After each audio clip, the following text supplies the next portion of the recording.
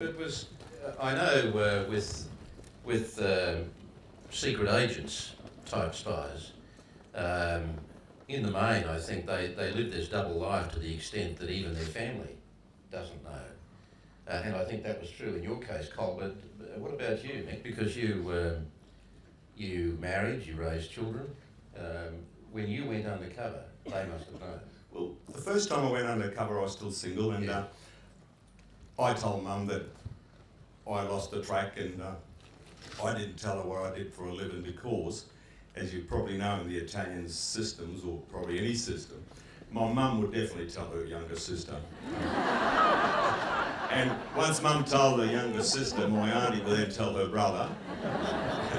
And before you know, the whole Italian community know that you're doing a job on Jerry Bellino, and the next thing you know, you definitely... Jerry Bellino's doing a job on you. Yeah, you definitely know that Jerry Bellino would get rid of you very quickly. So that was the reason I didn't tell Mum. And the first time that I got arrested, I was handcuffed and thrown in this paddy wagon with the rest of the game-enjoying blokes. The grapevine of the Italian community was better than any other grapevine. Mum knew that I had been arrested.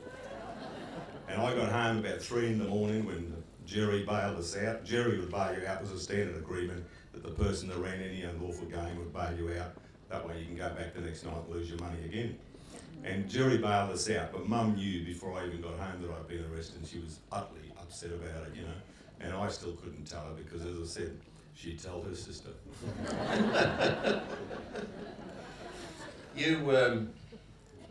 You found it much easier, I would think, nonetheless,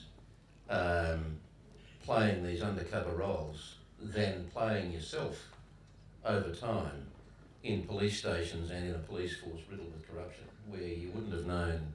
At least I imagine it when you were going undercover, you'd have felt some sense of trust for the police you were still working for, whereas working your job over years, surrounded by corrupt police, you wouldn't have known who you could trust.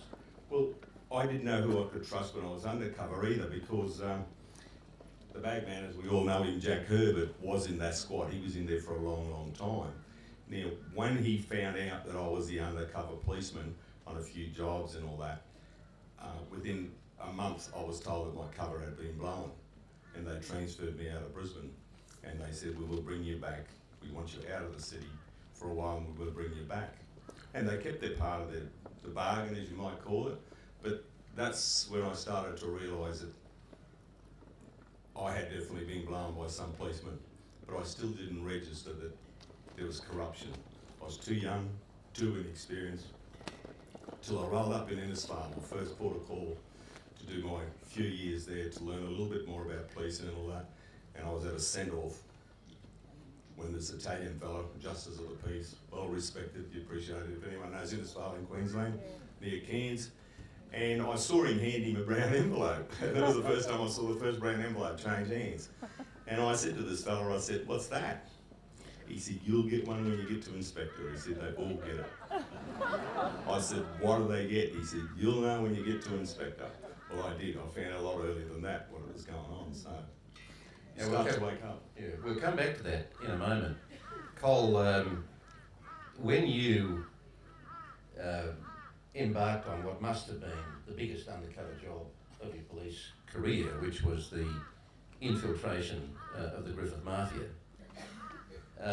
I'll get you to briefly tell the story of that, of what you did in that period, but let's start with that issue of trust. How tight, when you take something on like that, one assumes you have to do it on the assumption that there's going to be someone inside the force who is taking money from the bad guys. Yeah. So how tight was your cover within the force, and how tight did it have to be?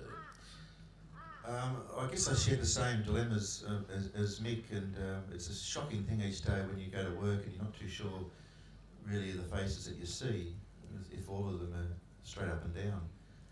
I was in a cell, an anti-mafia unit in the National Crime Authority, and it was a federal parliamentary committee task force, and we were all hand selected, but you know there was 17 or 18 of us, and I felt some comfort in that, but of course they've got to go to work and up and down the stairs and in the police club of the night, and catching up with mates. And initially it was a 6-month gig, and it went for 2 years. And each day, the worry just seems to get twice as much as the day before, because it's just natural sometimes to be having a beer, and I certainly wasn't having a beer. I just disappeared off the face of the earth for that time. But just colleagues of mine who are not undercover, their support staff and detectives, it's quite natural to have a beer, and next minute someone's asking you a few too many questions, and loose lips sink ships, and it was daunting. It was probably more worrying towards the end than the job itself, and I've got no doubt in saying that. And then Because right through that period, quite early, and you were playing the part of a Melbourne art dealer, going backwards and forwards to Griffith, but quite early in that whole exercise, they had the sense that there was a snitch in the ranks. yeah, by about certainly in the second year, the very early start of the second year undercover, things were going a little bit odd for them. There was, unfortunately, the northern states. I'm not having a go at mixed Queensland. Somebody bowled over a crop in Queensland, and then another shipment got bowled over on the highway to Melbourne from New South Wales, and they were losing crop after crop, or part of crop after crop. And this is while I was covert, and I'm sneaking back into the office in the middle of the night, having toe-to-toe arguments with the bosses. I won't say that for hell's sake, will you just back off and just, we're getting somewhere here, for Christ's sake. And I was able to get my point across, but I don't think it was being listened to often. And in the end, the crooks themselves, the mafia, because of the number of busts, started to think, is there a snitch? And then they started to reach out to the corrupt tentacles, and I've got no doubt somebody in Sydney was feeding them whatever information they could find. And thank God for a very, very honest copper in Sydney. He was able to keep me abreast, and we were able to keep a step ahead.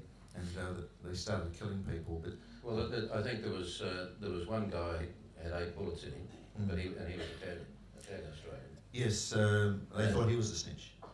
And your colleagues inside the NCA, I guess it was, were saying, do you know he's not? So they were killing, I don't know if you quite say innocent people, but he certainly wasn't a snitch. And then they got another guy and blew his leg off. Yeah, they held a shotgun behind his kneecap and in the back of a orange grove, and just let go and just blew the bottom half of his leg away. So all of these were reminders to you of what awaited you if word got out or if they got onto you. Yeah.